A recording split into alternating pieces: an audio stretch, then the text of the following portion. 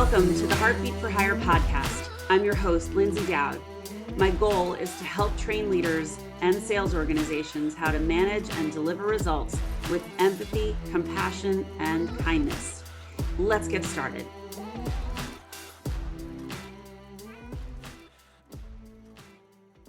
Greetings and welcome to this episode of Heartbeat for Hire. If you didn't listen to last week's episode, stop what you're doing. Go back and listen to last week because I have Lori Bush, who's former CEO of Rodan Fields and also CEO of a company called Solvasa. We talked about her history with Neutrogena and Nu Skin and J&J. A lot of her leadership lessons were so fantastic and so good. I had to have her back for part 2. So Lori, welcome back. So happy to have you. Let's continue our chat.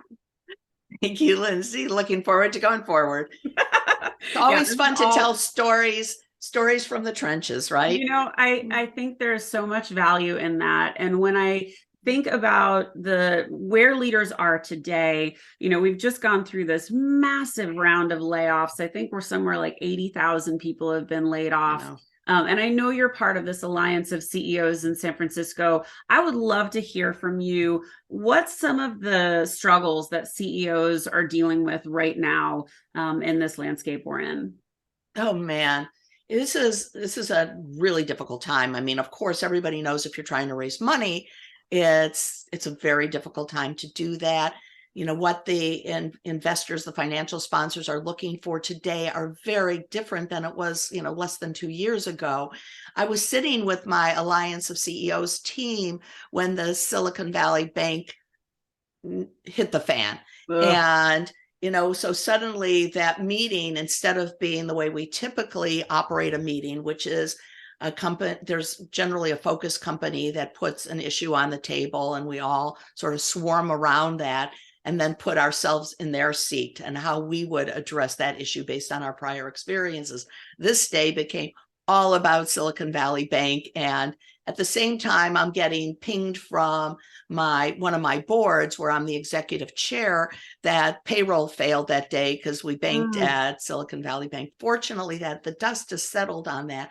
But what we are dealing with right now is so much volatility. And you know, the way I deal with volatility and uncertainty, and by the way, we started off last week talking about managing stress and how you manage stress. Right. One of the things that I did not get to that I felt was a very important way to manage stress is to be a productive worrier. It's what Jim, I've used this term for many, many years. And then in his book,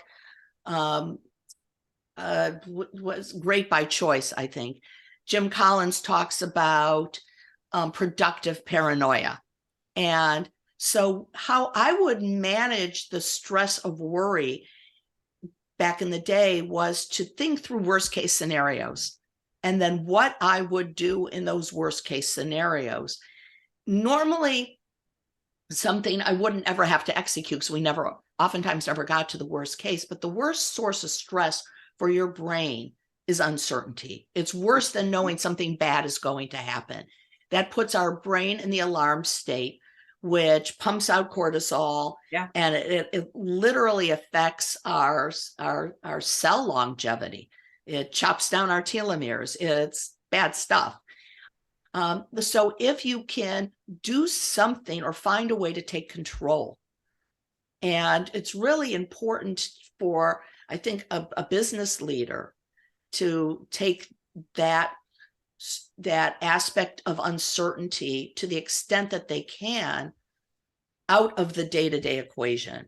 And it's what you just described is a tactic that I coach sales leaders on as well. And, you know, when you're looking at a sales cycle, you want to figure out all of the places things could go wrong. And you want to validate that with the client and say, and they'll say, no, that's not an issue. I'm not worried about that. Or how many people have to sign off on this? Oh, I think it's 7. No, it's actually 14. Like, can we identify who they are? And you know, how do we get to them? And do they have budget approval? And you have to plan ahead and you have to say, okay, well, is this right? Are there any other areas we should be concerned about? so you don't have that uncertainty, so you can forecast properly. It's the same, just on a larger scale with business. So I get it. So I'm sorry. So you were saying, obviously we've got volatility. I'm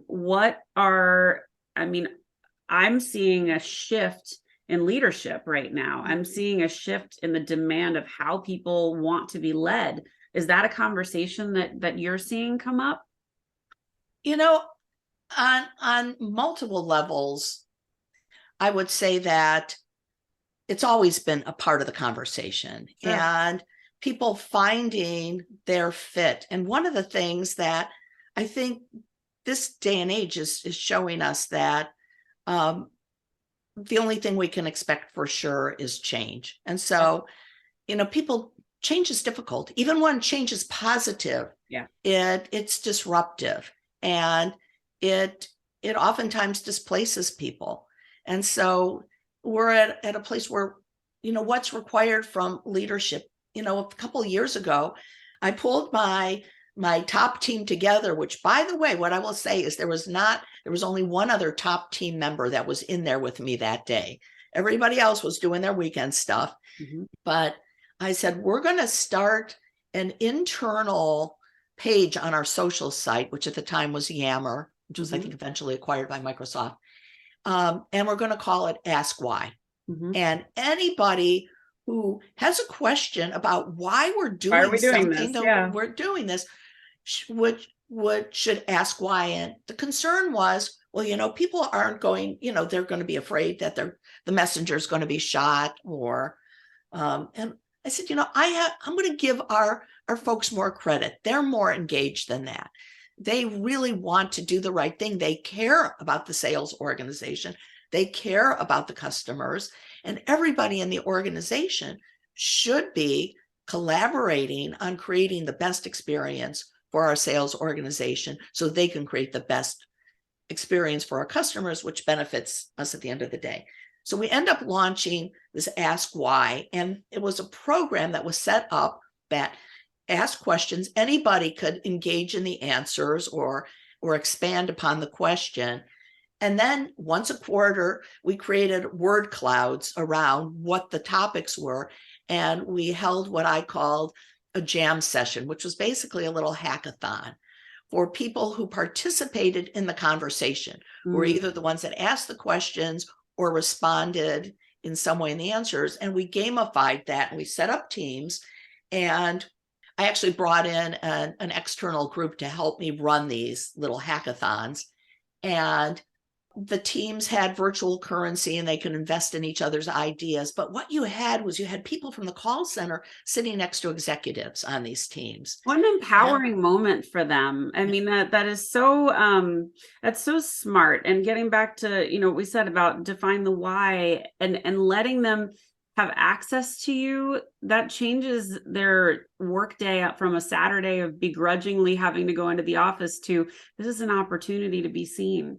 And what a gift. And so we had these little light bulb trophies I found on Etsy, and and people would be so proud of having these light bulb trophies on their desk. But most importantly is we made every effort possible to implement the outcomes of these hackathons, these jam sessions. So people at every level of the company could actually see their involvement in creating how we operated. Now, that is something I believe can be done virtually in a way. So whereas a lot of the other things that I felt we did that culturally built the connections and the empowerment, a lot of those things are difficult to do without being in a common physical space. But this is something that I think can be replicated.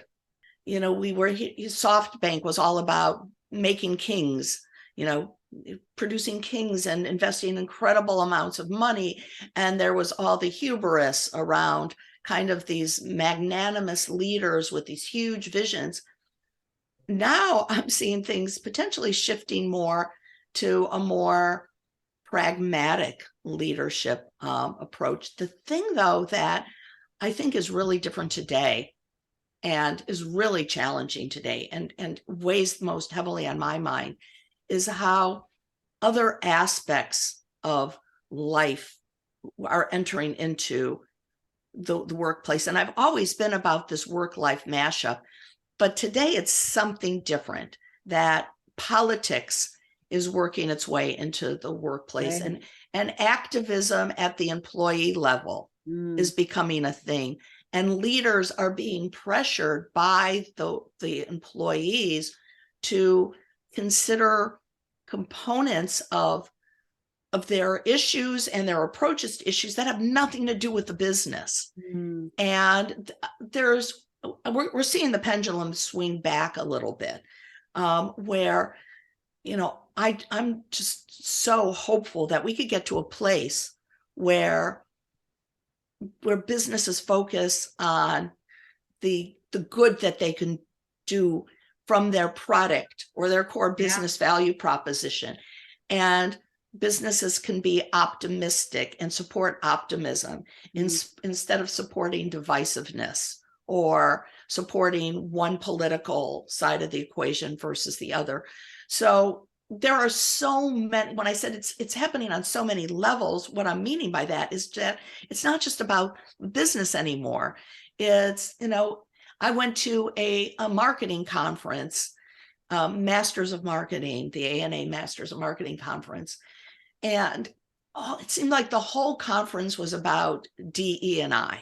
And in ways where when somebody raised a question about how their company or their brand isn't necessarily set up to, is looking to be more inclusive and what inclusiveness means these days, there was a lot of virtue signaling and judgment going on. And but don't you think that comes from a place of insecurity? I mean, at least my experiences, and I think the biggest travesty that I witnessed in the last few months is all those DE&I organizations, so diversity, equity, and inclusion, for anyone that doesn't know what we're saying, all of those organizations which were robust and healthy have been diminished to teeny tiny teams. And to me, that feels like the wrong direction of like how we should be taking care of our people. So I was super disheartened to see that. Yeah, and well, it's disheartening on so many levels because it's this whole aspect of identity politics. And, if you're running a company, you want people to identify with the company. That's right. No question. And as you're building a brand, you want people to identify with the brand. But when they start identifying as Democrat or Republican, and there seems to be this hunger for polarization on every level in the American conversation right now. And it's so harmful. And it's so not what people really want. I think as I look across LinkedIn and the way that people engage with me and the way that I see people talking to each other, there is this hunger and need for support and for cheering people on. And there is a desire for people to be positive. And what's interesting about LinkedIn is that's all very self-motivated. That's not being driven by any one leader. So as a leader, how do you squash that? So you say, listen, this is a company where it's a safe place. You are allowed to believe what you believe. You are allowed to, be politically aligned with whoever, but the company is not the place for you to speak about politics. Like let's be a politics-free zone. That's hard for people to be told. Let me tell you how hard it is. And I'll tell you a story with Solvasa, what I struggled with. So Solvasa actually is a combination of two words, a Western root and an Eastern root, because going back to the last podcast and referencing the business, really, the brand really started off with this idea of bringing together the best of Eastern tradition, Ayurvedic, and the best of Western cosmeceuticals. So we chose a Western root, sol, meaning sun or energy or light, and vasa, the Eastern root, the Sanskrit root, that would mean a boat or a vessel. So the company name is actually intended to mean vessel of light. And as our manifesto, we started off with, we are a community of intentional optimists. Now, this started off at the beginning of 2020. Oh, and that's a hard torch to carry through that. And what I didn't see coming is we had components of mindfulness. We have an app that has little simple mindfulness practices, because I'm not somebody who could sit on a cushion and meditate for a half an hour. But what I've learned, we brought in a neuropsychologist, Dr. Kristen Race, who is all about mindfulness for, as she puts it, kick-ass women with big-ass lives. And how to be a mindful parent and not create a generation of stressed out kids, because we're stressed out. So we start working on things like mindfulness, and we're using the term holistic. And we have a product that's a gua jha tool, a crystal energy wand. What I did not realize is there are aspects of some of the terminology we used that maybe have their roots in Buddhism or Eastern science that fundamentalist Christians have an issue with. And so we actually one day were having a debate around the term holistic. Oof. I had somebody on my team, actually as the head of sales, who felt that the term holistic, we should not use it. It was too religious, I had no idea that there was any religious connection. Yeah. No. So, but it was so core, our approach and who our target consumer was.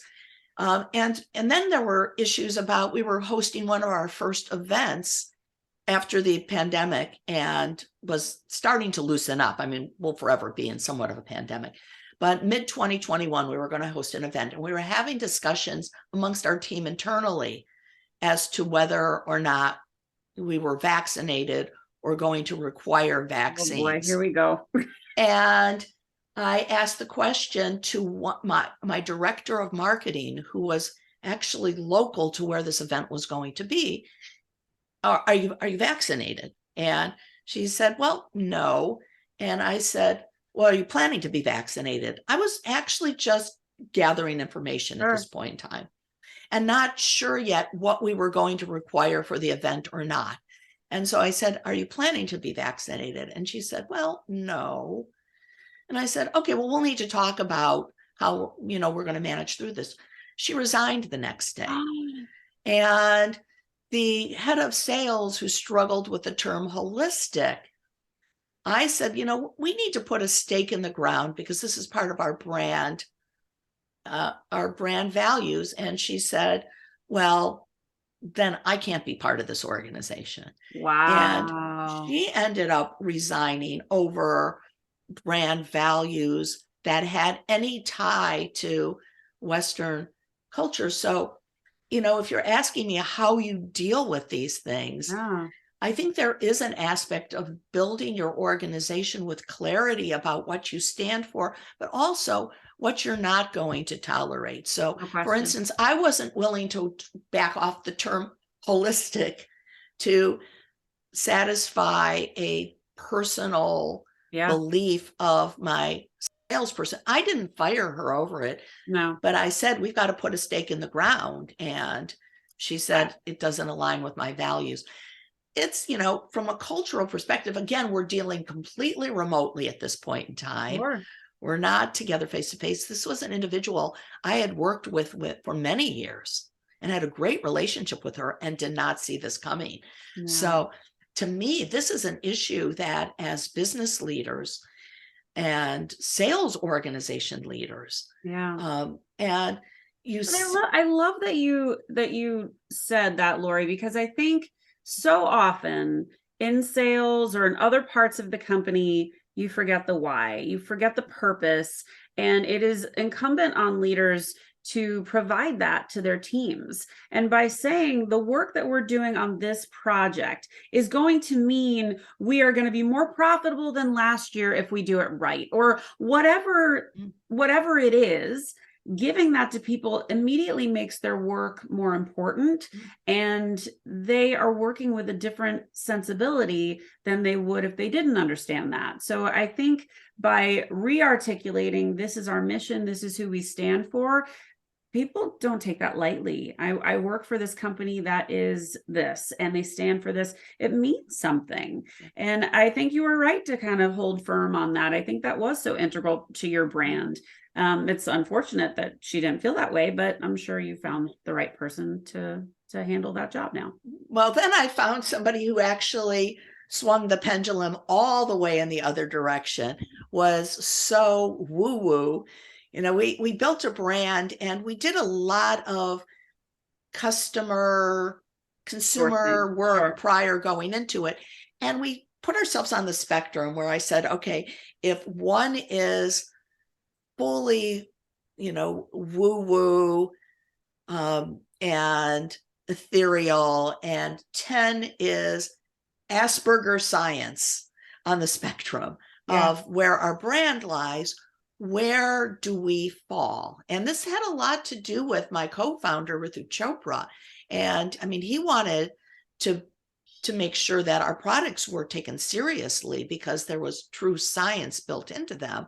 On the other hand, we know that there is this really important component of an emotional connection to the brand and also the business model. We sort of put ourselves a little bit right of center as it relates to mindfulness and emotional.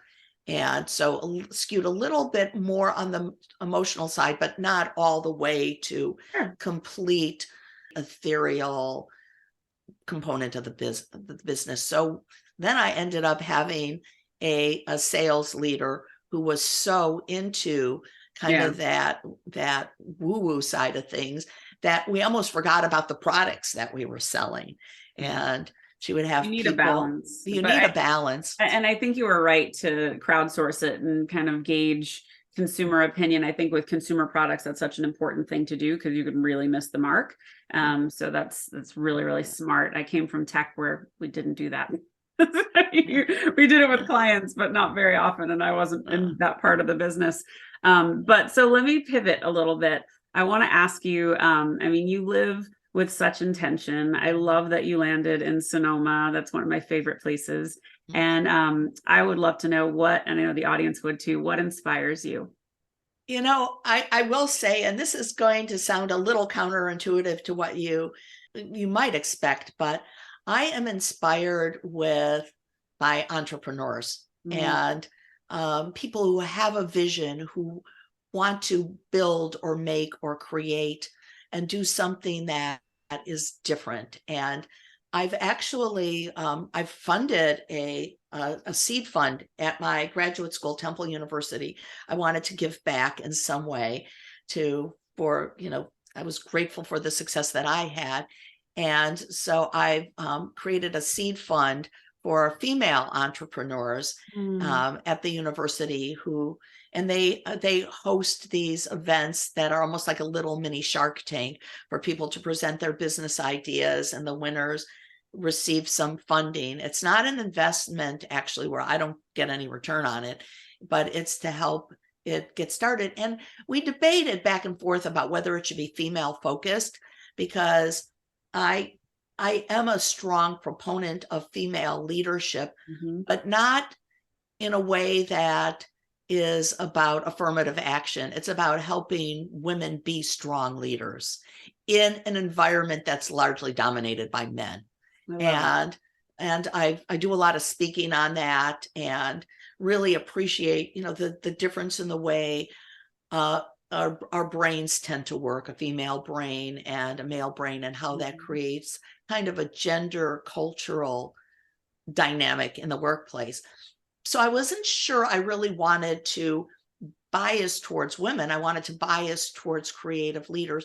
But then I realized that for women to get funding, it's so much tougher, and to some extent it has to do with the level of hubris a woman brings to the table in many cases.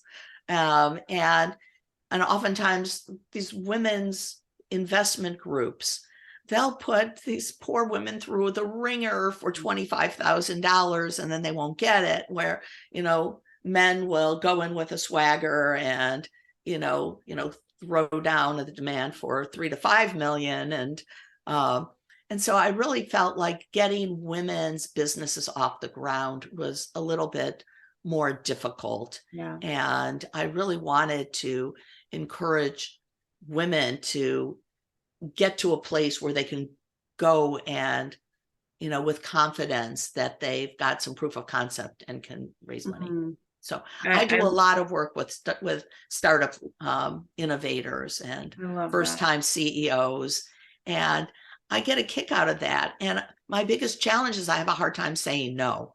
And much of the work I do, because I am working with startups, is a lot of it's either pro bono or for just the interest in the companies, which, probably isn't going to pay in any material way. But I just really love seeing people taking that chance, and that gets me off. I mean, then on, a personal level, a lot of it now is about family and supporting the aspirations of my son and my amazing stepchildren, and we operate a business in Sonoma. I have a restaurant. That's great. Which is a tough business to be in also, yes, but it has its rewards. All right. Well, you must tell me what it is so we can go and visit, because I absolutely love Sonoma and have friends out there. So, okay. Another question for you. What is the legacy you would like to leave? I love that question, because I oftentimes reference it when, in fact, I did a toast that, and went to the David Brooks concept of what's more important to you, your resume or your legacy. And at this point in time, the legacy that I want is that people believe that I made their life better. I think about life. Everybody has like the balance sheet of life, and the impact you have on other people's balance sheets. Are you an asset or a liability? Yeah. And what I want to be remembered as an asset in people's lives. And I think one of the things, when I first met my husband, he asked me what I'm the most proud of. And I said, I'm proud that a lot of people consider me their best friend. Oh, and really? And that I would, go out of my way to be there for people who needed me when they needed me. And I also think of my approach to business that way as well. And it sounds Pollyanna, but no, it doesn't. It is. You're a heart-centered. You're a heart-centered leader, and I love that. You're already on your way. So you've been doing that for a lot of the roles you've been in, and then some. So one of the toughest things I had to do at Rodan Fields is when I would see these amazing, mostly women, but some men too, just find themselves and be wildly successful in the businesses that they were creating. Oftentimes I was in a situation where I was on a stage in front of thousands of people to recognize them, or in front of a camera on a video making a video, and I start crying whenever I'm talking about somebody's success and the stories they've told me, that how their life has been changed and affected.